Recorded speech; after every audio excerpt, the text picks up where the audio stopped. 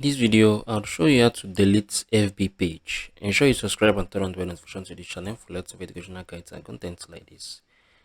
Head over to your page, right? Head over to your page settings.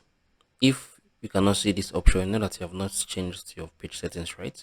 So go to your page, go to the settings. Right here, you're going to see a lot of options. Reaction preference, you're going to see everything you need to see, right?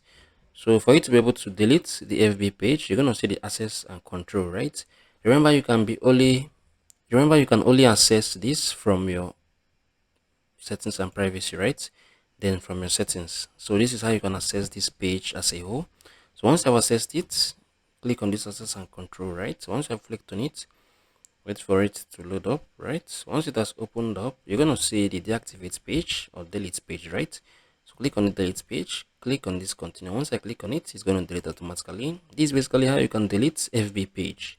If you found this video helpful, share your thoughts below in the comment section. Thank you guys for watching through. I'm going to see you all in the very next video.